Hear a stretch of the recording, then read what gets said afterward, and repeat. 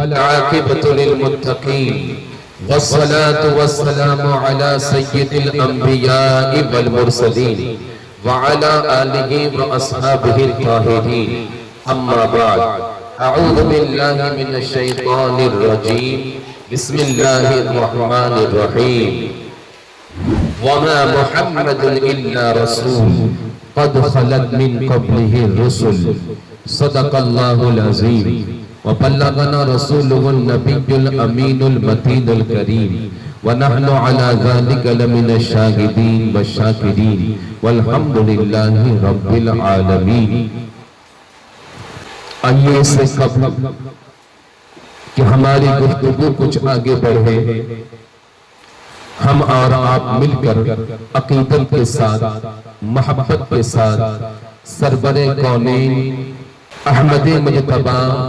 محمد مصطفیٰ صلی اللہ علیہ وسلم کی بارگاہ میں درود پاک کا تحفہ پیش کرنے پڑی۔ اللہم صلی علی سیدنا مولانا محمد معدن الجود والکرم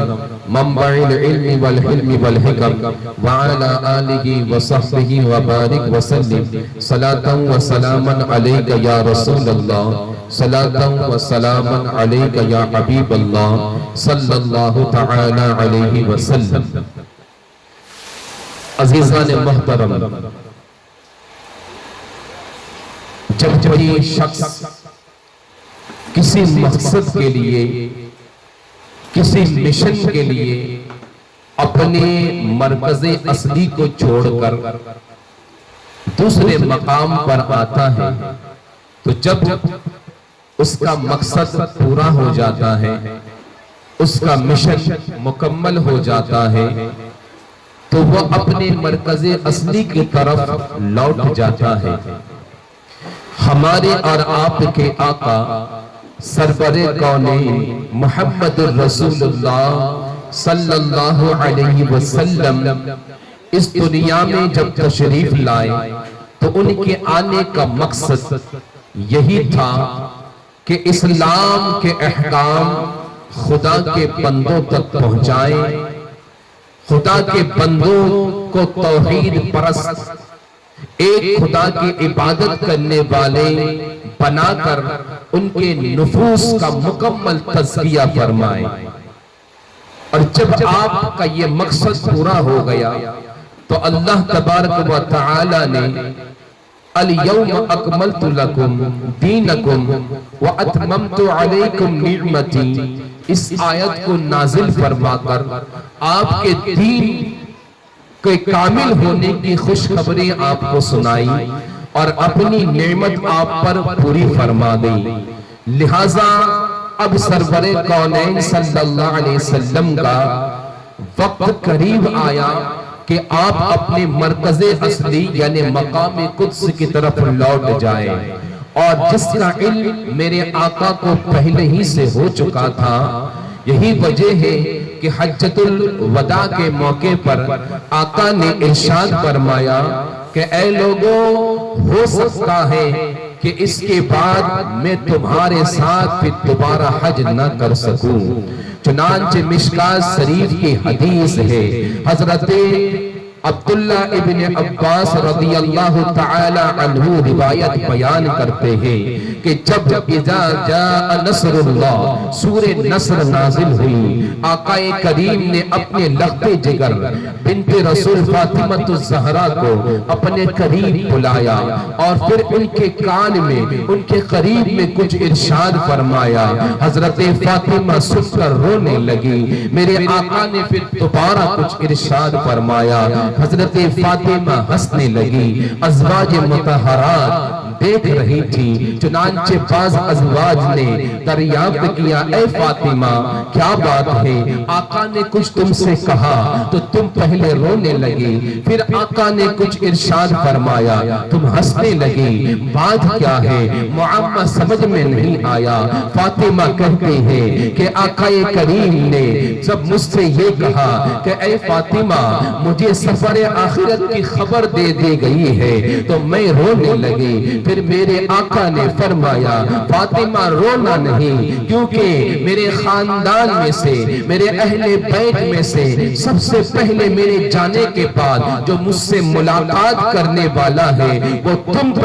ہوگی، تم ہی سب سے پہلے میرے پاس آؤ گی۔ تو پھر میں ہنسنے لگی۔ اللہ اللہ، آگے چلو، حدیث شریف میں ہے کہ آقا کریم صلی اللہ علیہ وسلم کے جب رحلت کا وقت قریب آیا، اللہ اللہ، آقا کے رحلت کا وقت قریب آیا، حضرت ابو سعید خدری رضی اللہ تعالی عنہ ارشاد فرماتے ہیں کہ آقا کریم صلی اللہ علیہ وسلم جس مرض میں انتقال فرمائے، جس مرض میں آپ مبتلا ہوئے، جس علالت میں آپ مبتلا ہے، اسی علالت میں اور اسی مرض کی حالت میں آقا باہر تشریف لائے۔ آپ پر آپ کی حالت یہ تھی کہ آقا کریم صلی اللہ علیہ وسلم کے سر پر ایک کپڑا باندھا ہوا تھا، ہم سارے لوگ مسجد میں جمع تھے، آقا کریم مسجد میں تشریف لائے، لانے کے بعد آقا منبر کی طرف بڑھے، منبر پر رونق افروز ہوئے، منبر پر جلوہ بار ہوئے، منبر پر چڑھنے کے بعد آقا نے خطبہ ارشاد فرمایا، اور پھر آقا ارشاد فرماتے ہیں والذی نفسی بیدہ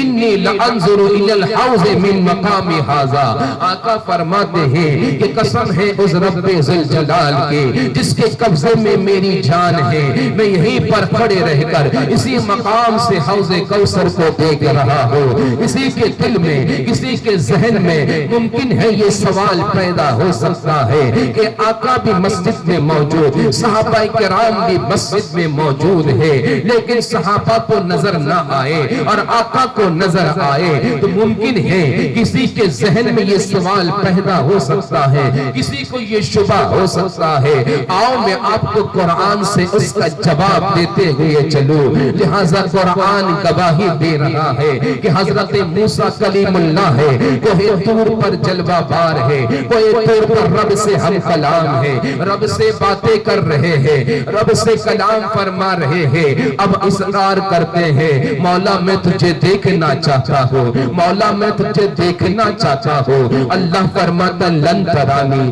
اے موسیٰ تم مجھے نہیں دیکھ سکتے ہو، آقا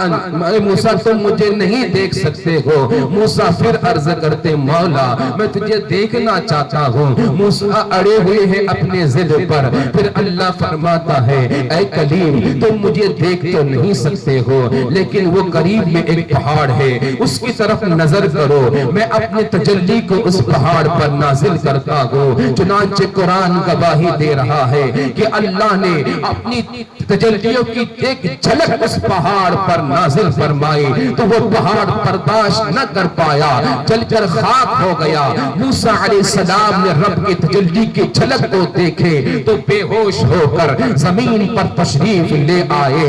امام حلبی لکھتے ہیں کہ اس واقعے کے بعد موسیٰ علیہ السلام نے جب رب کے تجلی کو دیکھ لیا تو ان کی بینائی کی وسعت اس قدر بڑھ گئی، ان کے دیکھنے کی طاقت ایسی ہو گئی کہ کالی رات میں کالے پتھر پر کالے چوٹی کو رینگتے ہوئے موسیٰ علیہ السلام کئی میل کے دور سے دیکھ لیتے تھے۔ تقریباً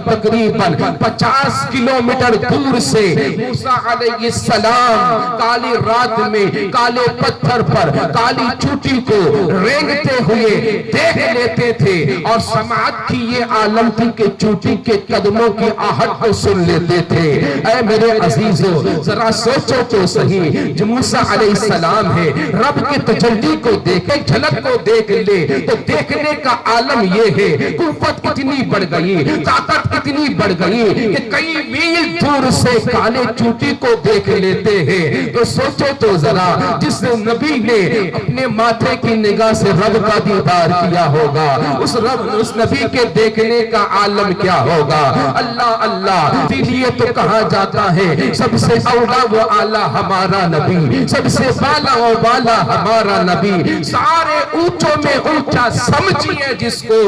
ہے ان اونچوں سے اونچا ہمارا نبی، ہمارا نبی سب سے اعلیٰ ہے۔ تو لہٰذا میں عرض کرتا ہوا چلوں کہ موسیٰ کلیم اللہ نے رب کے تجلی کو دیکھ لیا، رب کے تجلی کے جھلک کو دیکھ لیا، تو دیکھنے کی قوت اتنی بڑھ گئی تو میرے آقا نے جب رب کو اپنے ماتھے کی نگاہ سے دیکھے ہوں گے تو ان کے دیکھنے کا عالم کیا ہوگا. آقا فرما رہے ہیں منبر پر جلوہ بار ہے انی لانظر الی الحوض من مقام ھذا، میں یہاں سے حوض کوثر کو دیکھ رہا ہوں. اللہ اللہ. پھر میرے آقا ارشاد فرماتے ہیں کہ اے لوگوں سنو، اللہ کا ایک خاص بندہ ایسا ہے جس پر اللہ نے دنیا کی ساری نعمتیں رکھ دی اور اس بندے نے دنیا کی نعمت کو ٹھوکر مار کر آخرت کو اختیار کر لیا. حضرت ابو سعید خدری رضی اللہ تعالی عنہ ارشاد فرماتے ہیں آقا کے اس قول کو سوائے صدیق اکبر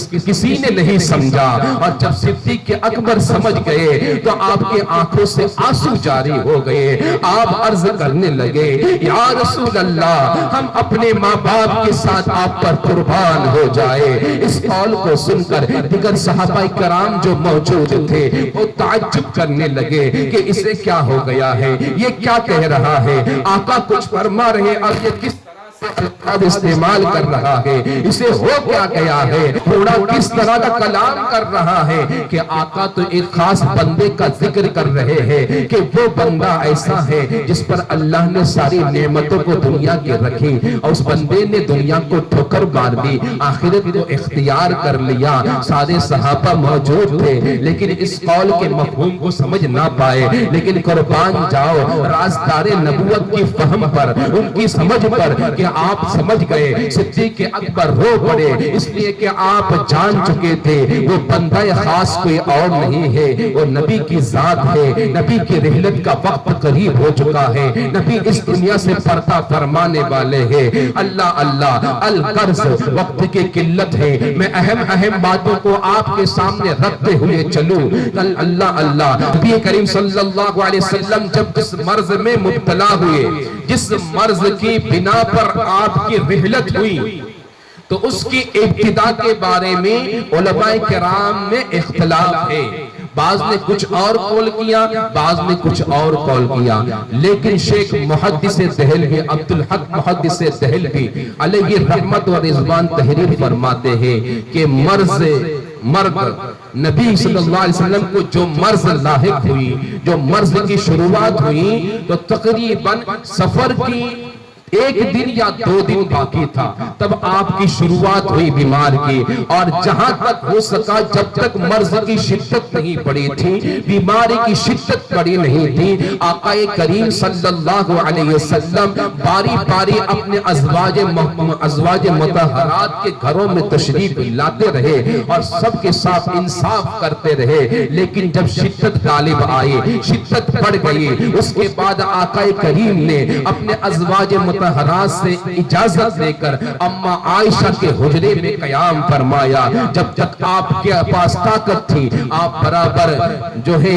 مسجد نبوی میں تشریف لاتے رہے اور صحابہ کرام کی نمازیں ادا کرتے رہے. لیکن جب آپ کی مرض کی شدت پڑ گئی، حضرت ابو موسیٰ اشعری رضی اللہ تعالی عنہ بیان فرماتے ہیں کہ جب مرض آپ پر غالب ہو گئی تو آقا نے حکم دیا کہ مرو ابا بکر وَلْيُصَلِّ بِالنَّاسِ، کہ ابو بکر سے کہو کہ لوگوں کی نماز پڑھائے. لہٰذا جب ابو بکر سے کہا گیا تو اما عائشہ عرض کرنے لگی یہ آقا میرے ابا حضور نرم دل کے آدمی ہے، آپ کے مقام پر کھڑے رہ کر، آپ کے مصلی پہ کھڑے رہ کر، آپ کی جگہ پہ کھڑے رہ کر وہ نماز نہیں پڑھا پائیں گے. آقا نے دوبارہ حکم فرمایا کہ ابو بکر سے کہو کہ لوگوں کی نمازیں پڑھائے.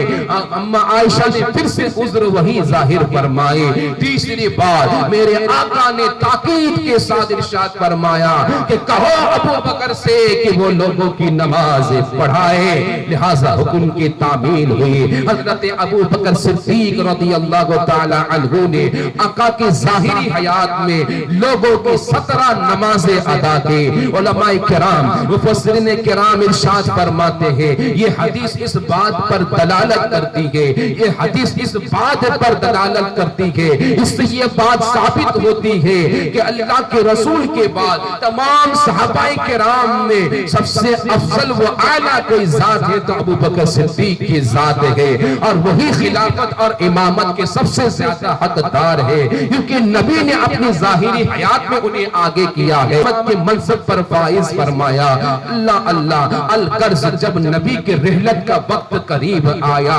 حدیث شریف میں ہے کہ حضرت جبرائیل امین ایک ایسے فرشتے کے ساتھ حاضر ہوئے جو فرشتہ 1,00,000 فرشتوں کا سردار تھا، جن میں سے ہر ایک فرشتہ 1,00,000 فرشتوں کا سردار تھا۔ جبرائیل امین نبی کی بارگاہ میں حاضر آتے ہیں، آقا کو سلام عرض کرتے ہیں اور عرض کرتے ہیں آقا یہ باہر فرشتہ ہے، آپ کے گھر میں تشریف، آپ کے گھر میں داخل ہونے کی اجازت طلب کر رہا ہے۔ اللہ اللہ آقا فرماتے ہیں کون ہے یہ؟ جبرائیل عرض کرتے ہیں یہ موت کا فرشتہ ہے، آپ سے اجازت مانگ رہا ہے، نہ اس نے آج سے پہلے کسی کی اجازت لی ہے، نہ آج کے بعد کسی کی اجازت لے گا، وہ آپ کی بارگاہ میں آنے کی اجازت طلب کر رہا ہے۔ قربان جاؤ نبی کے عظمت پر، اپنے نبی کی عظمت کو دیکھو، لاکھوں پر لاکھوں انبیاء کرام آئے، کتنے آئے، انسان آتے رہے دنیا سے جاتے رہے،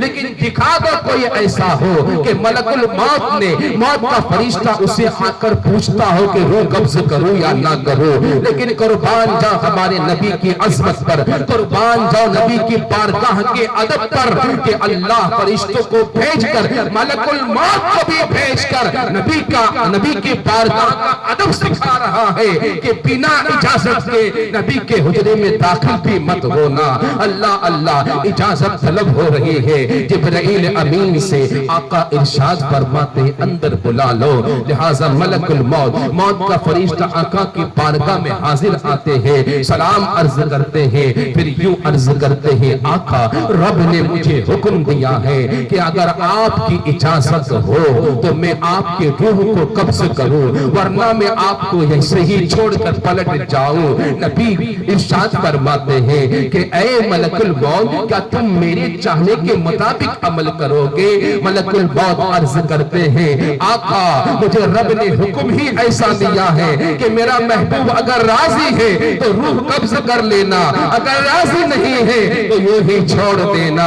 آقا جبرائیل امین کی طرف دیکھتے ہیں، نظر کرتے ہیں، جبرائیل امین عرض کرتے ہیں آقا رب آپ کے ملاقات کا مشتاق ہے، رب آپ سے ملنا چاہتا ہے۔ پھر میرے آقا ارشاد فرماتے ہیں اے موت کا فرشتہ، اے ملک الموت جس کام کا حکم تجھے رب نے دیا ہے تو وہ کر گزر۔ اللہ اللہ اما عائشہ ارشاد فرماتی ہے جب نبی کی روح نکل رہی تھی میرے سینے پر نبی کا سر تھا، اور دیکھتے دیکھتے لمحے کے اندر آقا کریم کا سر ایک طرف ڈھل گیا، ہم سمجھ گئے کہ آقا اس دنیا کو چھوڑ کر، ہم سب کو چھوڑ کر تشریف لے گئے، اس ظاہری دنیا سے پردہ فرما گئے۔ یہ وہ وقت تھا کہ پورے مدینے کے اندر کوہرام مچ گیا تھا، یہ وہ وقت تھا کہ اہل بیت کے اندر آقا کی وفات کی خبر جب پھیلی تو اہل بیت اطہار صحابہ کرام سب پہ مدہوش ہو چکے تھے،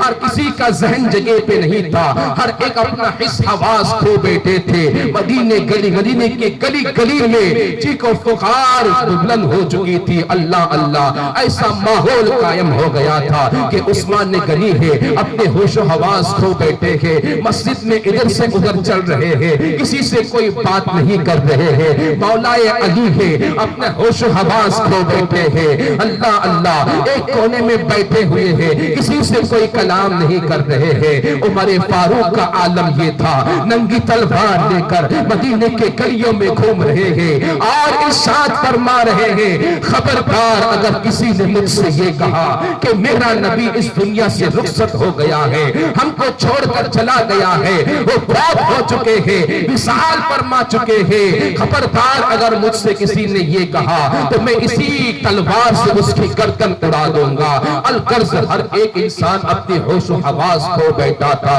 لیکن صدیق اکبر جو اس وقت اپنے گھر میں موجود تھے، ابو بکر صدیق دوڑے خبر سن کر آئے، محمدہ کی صدا بلند کرتے ہوئے روتے ہوئے دوڑ کر آئے، کسی سے کوئی گفتگو نہیں کی، سیدھے اماں عائشہ کے حجرے میں داخل ہوئے، آقا کریم لیتے ہوئے ہیں، ابو بکر صدیق آپ کے پیشانی پہ بوسہ لیتے ہیں اور پھر آپ یہ مان لیتے ہیں کہ آقا کریم کا وصال ہو چکا ہے، اس دنیا سے آپ رحلت فرما چکے ہیں۔ اللہ اللہ،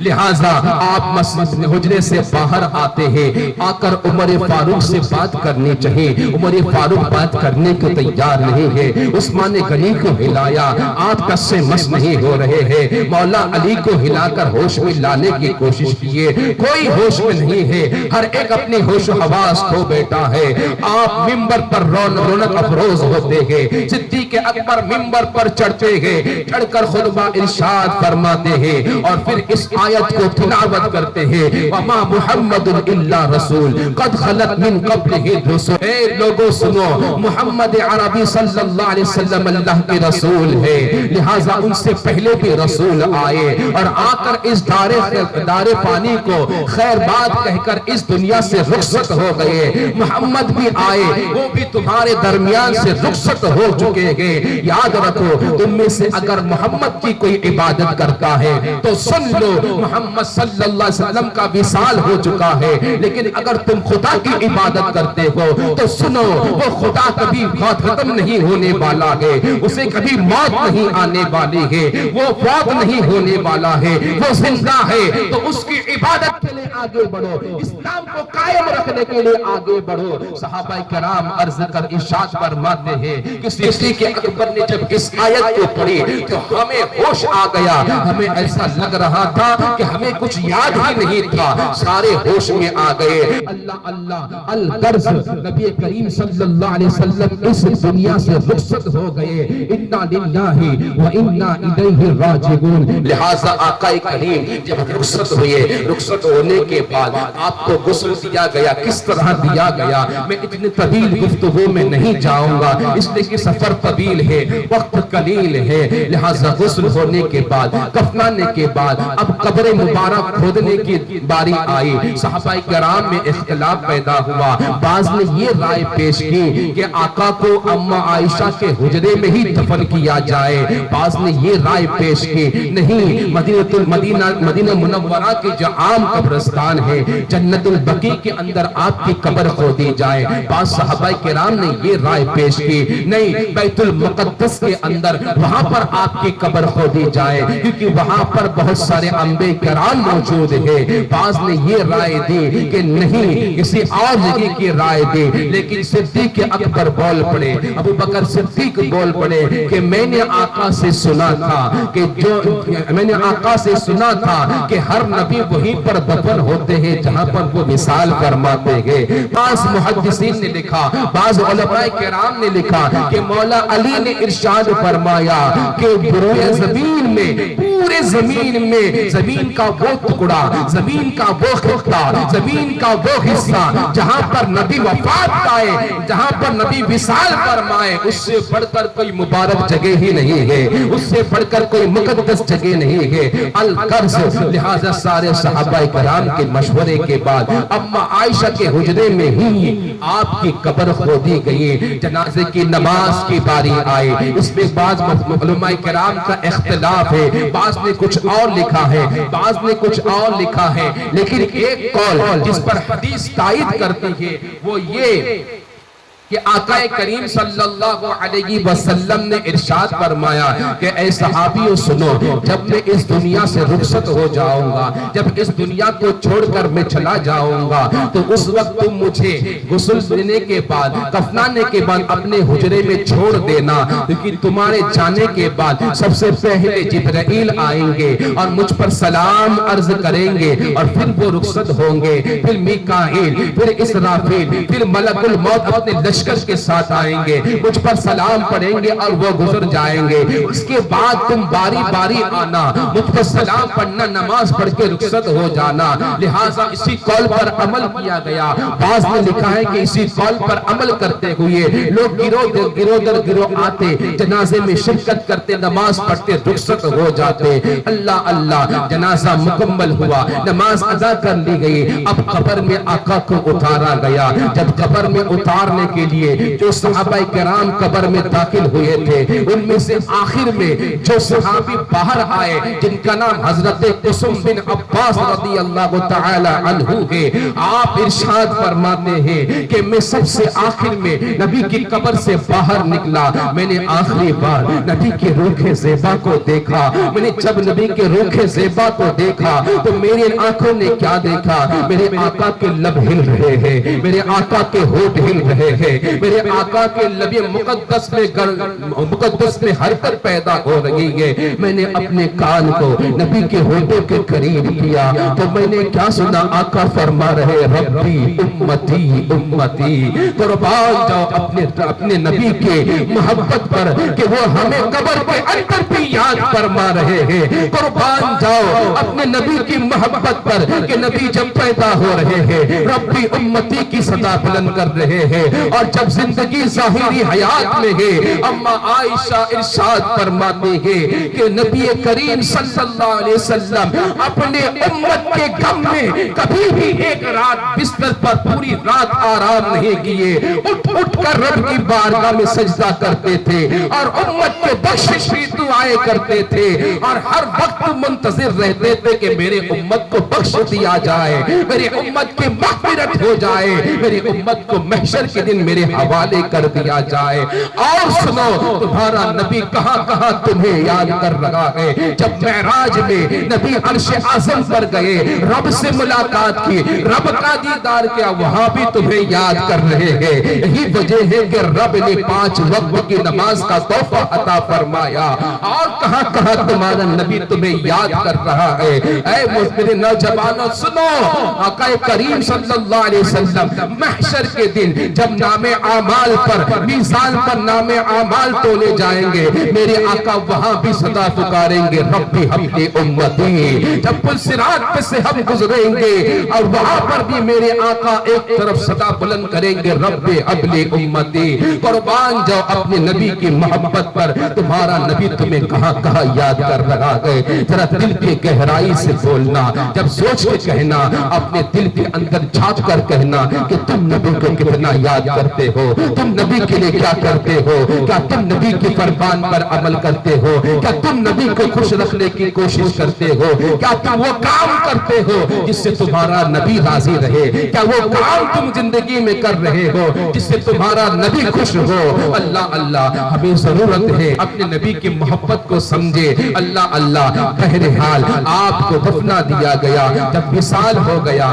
وصال ہونے کے بعد اب سوال یہ پیدا ہوا کہ آپ کا نائب کسے بنایا جائے، آپ کا خلیفہ کسے بنایا جائے۔ لہذا حدیث شریف میں ہے اس خلافت کے مسئلے کو حل کرنے کے لیے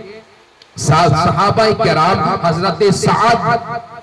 کے گھر میں، سعد بن عبادہ کے گھر میں جمع ہوئے، جہاں پر حضرت زید بن ثابت رضی اللہ تعالی عنہ، ابو بکر صدیق، عمر فاروق اور دیگر اجلہ صحابہ کرام موجود تھے۔ اب وہاں پر مشورہ ہوا کہ اب نبی کی وصال کے بعد خلیفہ کسے بنایا جائے، آپ کا نائب کسے قائم کیا جائے۔ ایک مہاجر، ایک انصار کھڑا ہوا، ایک انصار کھڑے ہو کر اس نے مشورہ یہ دیا کہ نبی کریم صلی اللہ علیہ وسلم کی عادت کریمہ تھی کہ جب آپ ہم میں سے کسی کو کہیں کا عامل بناتے تو ایک مہاجر شخص اور ایک انصار شخص کو اس کے ساتھ میں دیتے۔ مہاجر اسے کہتے ہیں جو مکے سے مدینہ ہجرت کر کے گئے، اور انصار ان صحابیوں کو کہتے ہیں جو مدینے کے مقیم تھے، پہلے ہی سے مدینے میں موجود تھے۔ لہٰذا ایک اور مہاجر کھڑا ہوا، ایک اور انصار کھڑا ہوا، اس نے بھی یہی مشورہ دیا۔ سارے مشورہ سننے کے بعد حضرت حضرت زید بن ثابت رضی اللہ تعالی عنہ کھڑے ہوئے اور آپ نے ارشاد فرمایا